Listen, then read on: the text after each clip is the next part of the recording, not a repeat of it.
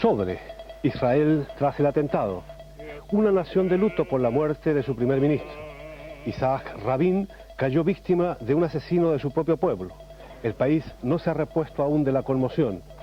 ¿Subestimó Israel la influencia y la disposición a la violencia de la extrema derecha judía? ¿El atentado ha unido en duelo y solidaridad a la sociedad israelí o amenaza ahora una radicalización y división de la misma? ¿Qué ocurrirá con el proceso de paz? ¿Cómo ha reaccionado Egipto y Jordania ante tal acontecimiento? Israel, tras el atentado, una nación de luto por la muerte de su primer ministro. Saludos desde Berlín y bienvenidos a nuestro tema de la semana sobre Israel tras el atentado. El asesinato del primer ministro israelí Isaac Rabin privó al mundo de un hombre de paz. Rabin ganó la guerra por la existencia del Estado de Israel, pero en la batalla por la paz perdió su propia vida.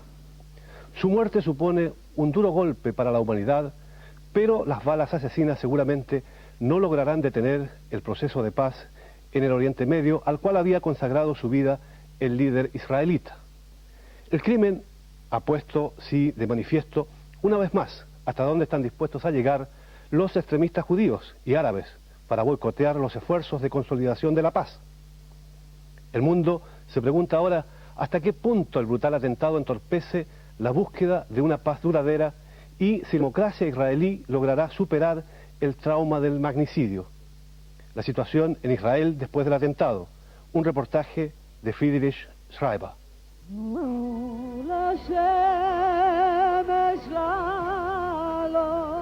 Esta manifestación de sus seguidores amantes de la paz y esta canción de la paz que entonaron cientos de miles con él y para él fueron las últimas impresiones de Isaac Rabin pocos minutos antes de su muerte.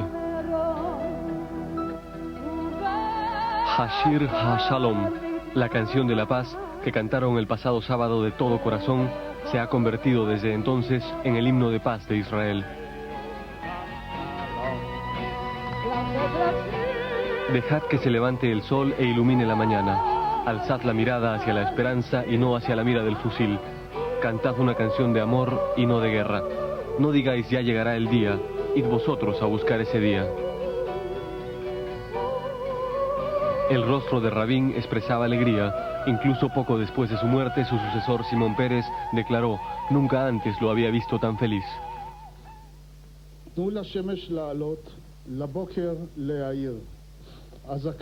En el sepelio, el lunes pasado, el amigo íntimo de Rabin dio lectura al texto de la canción. Lo leyó del ensangrentado papel que Rabin guardaba en el bolsillo interior de su chaqueta a la hora de su muerte. Desde esa noche de muerte, la canción de la paz que se convirtiera en la canción de despedida de Rabin puede oírse en todas las plazas de Israel, donde jóvenes y viejos lloran al asesinado primer ministro.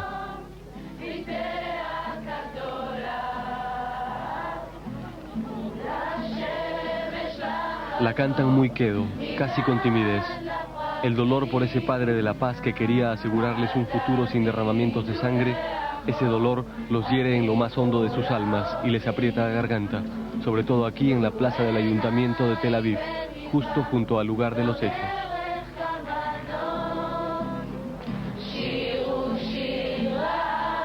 Velas encendidas en el balcón que da a la plaza, desde donde Rabin les habló y desde donde entonó con ellos la canción de la paz. Sobre los adoquines levantaron pequeños altares, con velas, flores, cuadros y hojas de papel en las que han escrito mensajes y confesiones como si pudieran llegar en el más allá hasta el mártir de la paz. A lo largo de la semana, la gran mayoría del pueblo israelí ha estado sumido en la más profunda pena. También aquí en el Cementerio Nacional, ante la tumba de Rabin, cubierta por una montaña de flores. El lunes, la viuda de Rabin visitará nuevamente la tumba para la Shiva, el fin de los 7 días de luto. Todavía ayer se lloraba en la plaza del Ayuntamiento, pero también allí han surgido graves discusiones, fundamentalmente sobre cuestiones de seguridad. ¿Por qué la policía no protegió mejor a Rabin? ¿Por qué tuvo que morir? Pero en esos debates también se refleja la indignación que provoca el hecho de que el gobierno haya aceptado tanto tiempo los ataques cargados de odio contra Rabin y su política de paz. El duelo ha dado paso a la decisión de defender los valores básicos de la democracia israelí contra el terrorismo de extrema derecha. ¿Qué pasa por la psiquis de estos jóvenes? Tal vez el horrible presentimiento de que el pueblo israelí ha perdido su dignidad moral con este asesinato político de un judío a manos de otro judío, de que el vengativo magnicida ha mancillado la pureza nacional. Los observadores aseguran que Israel es una nación distinta a la de antes del atentado. Algo se ha quebrado en la confianza interna y en su cultura política. El asesinato es algo terrible y el criminal no era un hombre aislado, porque en Israel hay más de 50.000 activistas dispuestos a utilizar los medios más irracionales. Ahora hemos establecido un contacto con Tel Aviv, donde se encuentra nuestro colega Friedrich Schreiber. Señor Schreiber, ¿qué consecuencias tendrá para Israel el asesinato de Isaac Rabin? Welche Konsequenzen wird der Mord von Isaac Rabin für Israel haben? Kann man das schon irgendwie sehen? Sí, Gonzalo, ya se puede ver algo. Las primeras encuestas lo demuestran. Tras los días de dolor y consternación provocados por el asesinato de un judío por otro judío, el asesinato de un primer ministro, el pueblo israelí es cada vez más consciente que la situación no puede seguir así. Sobre todo los partidos de derecha, como el Likud, entendieron que es posible colaborar con los colonos radicales, porque esos radicales se sirven de Dios para asesinar a judíos. ¿Y hasta qué punto los grupos radicales suponen una amenaza real para la paz en la región? Es igual con el terrorismo en otros países, en Alemania, en España, en Italia, en Francia, con los palestinos y ahora con los israelíes. La lucha terrorista contra un gobierno democrático no requiere un grupo de gran tamaño. Es suficiente un grupo pequeño decidido a actuar. Y señor Schreiber, ¿qué posibilidades tiene el proceso de paz ahora bajo la dirección de Simón Peres? Quisiera decir dos cosas al respecto. Primero, Simón Peres fue el arquitecto, el que tuvo esa visión y sacó adelante el proceso de paz junto con Rabin. Sin embargo, no cuenta con el perfil de seguridad dentro de la población israelí tan importante en este país, cuyos habitantes han sido perseguidos durante décadas. Un país que ha vivido décadas de violencia y terror. Para Israel, esa seguridad tiene mucha importancia y aquí Simón Peres le hace falta algo que tenía Rabin. ¿Y qué se puede hacer para sacar adelante este proceso de paz? Yo creo que lo sacará adelante con mucha rapidez. Todos los acuerdos hechos con los palestinos, como la retirada rápida de Cisjordania, manteniendo al mismo tiempo la seguridad de los colonos, todo eso va adelante a gran velocidad. Para este proyecto, y lo demuestran las encuestas, Peres cuenta con el respaldo de la mayoría de la población, de un 74%. ¿Significa que puede contar con el apoyo de los conservadores del Likud? ¿O dispone más que todo de un tiempo limitado? Yo no lo llamaría ayuda, porque eso sería una revolución dentro de los círculos conservadores moderados, pero permanecerán inmóviles, porque el Likud, igual que el Partido Nacionalista Religioso, ya no se pueden permitir los eslogans Rabin traidor, Peres traidor, pronunciados antes del asesinado. Entonces los problemas no están resueltos y lamentablemente podemos esperar situaciones más difíciles. Es verdad, no se ha resuelto nada porque la situación es demasiado complicada, pero como lo he dicho, y como lo ha dicho la viuda de Rabin, tras el asesinato de su marido, la situación para el proceso de paz se ha mejorado, aunque suene muy absurdo. Muchas gracias. Muchos colonos judíos, los más radicales, lejos de compartir el luto nacional por la muerte de Isaac Rabin, la han celebrado como un día de fiesta. Nuestro siguiente informe les entrega detalles sobre los colonos en Israel.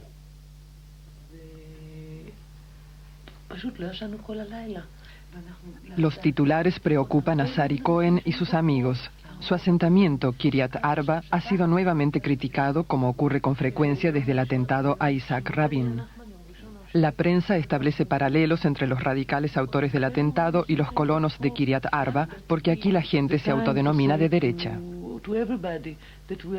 Ha llegado el momento de aclarar que no somos asesinos, somos gente amable que vive aquí con sus familias y no educamos a nuestros hijos para que sean asesinos.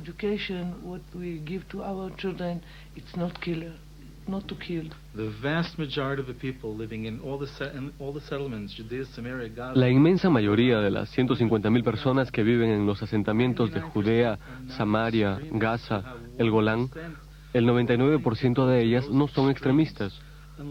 Es posible que se pueda calificar así al 1%, a no ser que todos los que difieran de la opinión del gobierno sean catalogados como extremistas. Pero pienso que eso sería una definición ilógica e injusta.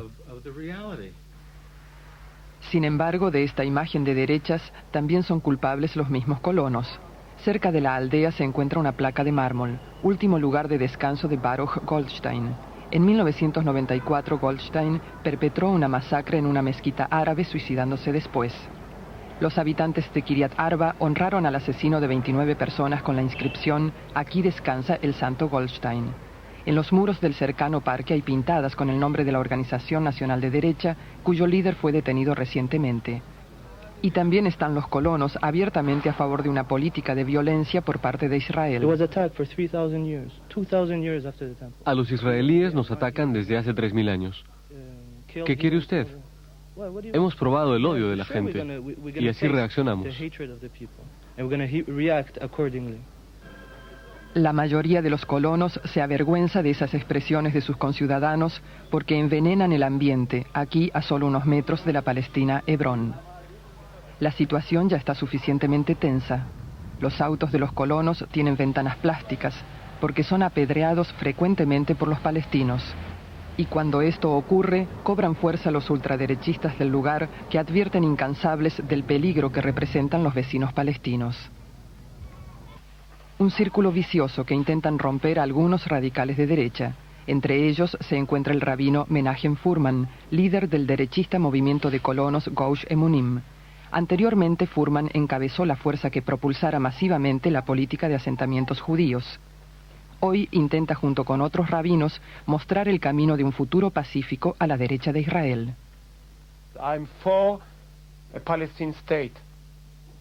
Yo estoy a favor de un Estado palestino. Pienso que dentro de 10 años ya habrá un Estado palestino con Jerusalén como capital común para judíos, árabes y palestinos. No existe ninguna razón para dudarlo.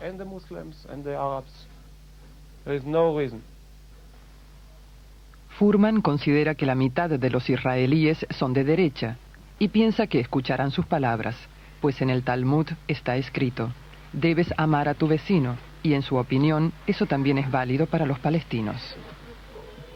El asesinato de Rabin deja abierta la pregunta de si este país será capaz de superar sus conflictos internos por la vía pacífica. El atentado ha desestabilizado la política y la cultura del diálogo que todos creíamos asentadas. En la ciudad de Dresden está el académico Moshe Zimmerman, historiador de la Universidad de Jerusalén. Nosotros queremos preguntarle al señor Zimmerman hasta qué punto el magnicidio de Isaac Rabin puede interpretarse como un punto que marca un giro histórico en la vida de Israel. Wir möchten, Herr Zimmerman, fragen, inwieweit könnte man verstehen, dass der Mord an Isaac Rabin als einen historischen Wendepunkt in das Leben von Israel? Se puede decir claramente que esto significa el final del sionismo. El sionismo como idea y organización se creó hace unos 100 años. La idea era la de un Estado judío y ahora, tras el asesinato de Rabin, hay que plantearse de nuevo qué se entendía por este Estado judío. Los que están detrás del asesino y él mismo parten de la idea de que el Estado judío es únicamente el Estado de los judíos. en el que únicamente pueden vivir judíos y que solo puede ser gobernado por judíos. Esto contradice la idea del sionismo y por eso, según creo yo, ha llegado la era del postsionismo. ¿Cuán seguro es este periodo? ¿Considera usted que la desaparición de Rabin significa que el país entra en un periodo de incertidumbre? Este periodo de incertidumbre ha empezado hace mucho tiempo. Los altos y bajos de la gran Israel, Israel en las fronteras de 67, todo eso ha empezado con la guerra ya de los 6 días. La sociedad israelí lleva una herida. La inseguridad reina desde hace mucho tiempo y eso se agravará tras la muerte de Isaac Rabin. Ahora toca encontrar nuevas respuestas a las preguntas de siempre. ¿Significa esto que a Pérez le queda muy poco tiempo para arreglar la situación? No se puede restablecer ningún orden. Rabin murió y eso ya no lo podemos cambiar. A Pérez le queda el mismo tiempo que tenía Rabin antes para llegar a un acuerdo con Arafat, con los palestinos, llegar a una paz verdadera. Lo que sí es más corto es el camino que puede llevar a la fundación de un Estado palestino. Al menos hay que insistir en que se realice con más rapidez la coexistencia entre Israel y Palestina. ¿Es esa coexistencia una posibilidad real para el futuro? Es la única posibilidad real que hay a corto plazo. Tiene que haber 2 estados coexistiendo al inicio, Palestina para los árabes palestinos e Israel para los israelíes y para la mayoría árabe, para la minoría árabe en Israel, perdón. Más tarde puede haber una confederación, pero antes tenemos que llegar a la creación de un estado palestino. Solo así se podrá lograr una paz verdadera. Pero muchos piensan que esto creará nuevos conflictos. Hay quienes aseguran que es posible una guerra civil en Israel. ¿No es esto un poco exagerado? Ya tenemos una guerra civil, aunque no con tanto impacto como el sábado pasado. Pero los conflictos son serios y son muy intensos.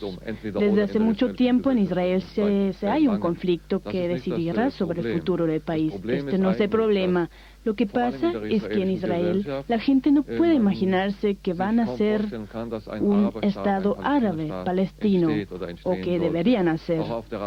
Es igual para los palestinos, que no se pueden imaginar que va a existir algún día un Estado israelí al lado de este Estado palestino. Este es el problema. Y si logramos que la gente en las dos partes cambie de opinión, la coexistencia de los dos Estados sería una solución real. Muchas gracias, señor Zimmerman. Pensemos en Rabin y esperemos que haya paz. Muchas gracias. El rey Hussein de Jordania, enemigo de Rabin en la guerra de los 6 días de 1967, no esperaba que su primera visita a Jerusalén fuera para asistir al funeral de Rabin. En un emotivo discurso lo calificó como un colega, un amigo, un hombre y un soldado, y se comprometió a dejar un legado de paz similar al del dirigente israelí. Junto a él se dirigió el presidente de Egipto, Hosni Mubarak, sucesor de Sadat, asesinado también por sus esfuerzos a favor de la paz. La presencia de Hussein y Mubarak nos muestran hasta qué punto han calado profundamente las aspiraciones de paz entre los árabes e israelitas. El mundo árabe, un informe de Stefan Schaff, corresponsal de ARD en El Cairo. Domingo en El Cairo. Los disparos de Tel Aviv también tuvieron repercusión aquí, una repercusión cargada de ambigüedades. El gobierno condenó el sangriento acto y alabó a Rabin como a un audaz luchador por la paz. Pero en la calle los comentarios eran diversos. Hace 16 años, Israel y Egipto firmaron la paz oficialmente, pero de la ardiente guerra entre ambos estados nunca surgió una paz verdadera. Rabin merecía la muerte, dice esta mujer. Desde hace 50 años, nosotros los árabes luchamos por la paz. Los israelíes solo hablan de ella, pero hasta ahora no han hecho nada. No, Rabin era un hombre de paz, responde otro, y ahora sufrió el mismo destino que entonces nuestro presidente Sadat. Recuerdos de 1981. El presidente egipcio Anwar el-Sadat fue asesinado por fundamentalistas durante un desfile militar debido a su política de paz hacia Israel. En aquel entonces también se encontraba en la tribuna el primer ministro Mustafa Khalil. Al igual que Sadat, Rabin era un hombre de paz, nos dice hoy, una gran personalidad. Pero estoy convencido de que este atentado tampoco detendrá el proceso de paz. En todo caso, ralentizará las negociaciones, dice el experimentado asesor presidencial Saad Eldin Ibrahim. Lo mismo ocurrió tras el atentado contra Sadat y la masacre en la mezquita de Abraham en Hebrón. Siempre ocurre igual con tales tragedias, pero también es evidente que el proceso de paz es irreversible. Martes en El Cairo, en la Liga Árabe con sede en la capital egipcia, se celebraron reuniones de urgencia y largas consultas. Los políticos árabes saben que la frágil construcción de la paz se encuentra en peligro. Y son precisamente los palestinos quienes temen que no se cumpla el plan cronológico negociado con Rabin. Se registra con horror que la sociedad israelí está tan polarizada como la palestina y se comienza a cuestionar si el nuevo primer ministro tendrá en Jerusalén suficiente fuerza. Esperamos que Pérez sea capaz de continuar el proceso de paz y que cumpla el plan cronológico acordado, declaró Yasser Arafat tras las consultas de El Cairo. Esta semana tuvieron lugar manifestaciones de estudiantes fundamentalistas en la Universidad de El Cairo. La policía acordonó toda la zona. Para las fuerzas radicales el atentado es solo una prueba de que los israelíes son terroristas y que no se puede negociar con ellos. Así los extremistas se exaltan mutuamente. Sin embargo, el asesinato de Rabin tuvo un efecto contrario en la mayoría de los egipcios. El Estado judío les es más familiar. Se dan cuenta con asombro que la sociedad israelí también tiene un fondo radical. Para los israelíes esto significa el fin de la superioridad moral, de la convicción de que, de alguna manera, su sociedad es inmune contra tales actos de terrorismo político. Ahora Israel es igual que los demás países. Una macabra ironía de la historia. Posiblemente los países se acerquen más mediante el terror. El sepelio de Rabin fue transmitido directamente por la televisión egipcia, algo extraordinario para un país que aún mantiene cierta distancia hacia Israel. Era conmoción, pero también preocupación lo que llevaba a la gente a los cafés.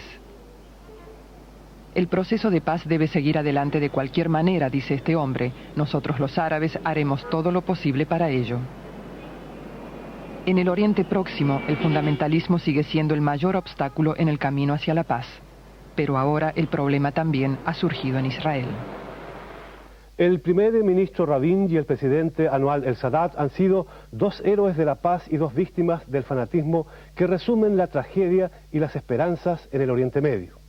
Los motivos para el asesinato de Sadat y Rabin son casi los mismos: sabotear la paz y destruir cualquier posibilidad de convertir décadas de odio en coexistencia pacífica entre árabes y judíos.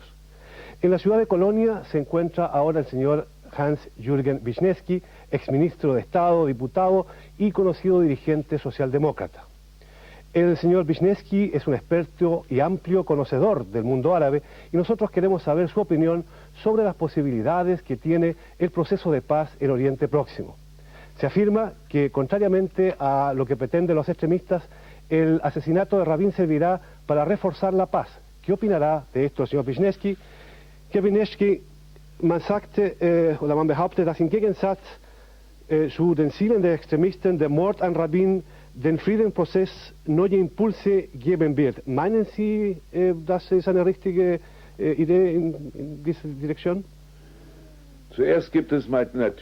Primero hubo una gran consternación en Israel.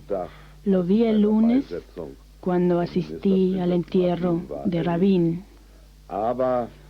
Pero mucha gente que tenía antes una actitud crítica acerca del proceso de paz se ha puesto a reflexionar. Y me parece que en Israel habrá más apoyo para este proceso de paz y más crítica hacia los que están en contra de este proceso. Así que estimo que el proceso de paz no está amenazado. Señor Wisniewski, ¿hasta qué punto el fanatismo es un fenómeno global en la región y qué amenaza representa? El fanatismo juega en esta región y en muchas regiones más del mundo un papel muy importante y lamentablemente negativo. Me refiero a los extremistas en la parte palestina y en la parte israelí. En cuanto a los palestinos, parece que hubo un progreso en los días pasados. Hamas está negociando con la OLP y tengo la impresión que están preparando su participación en las elecciones democráticas, pues todavía no están de acuerdo con la manera de realizar este proceso de paz, pero quieren participar en las elecciones y eso sería un paso adelante. La situación de Hezbollah es mucho más difícil, pero espero que pronto Siria haga valer su influencia para que termine el terrorismo.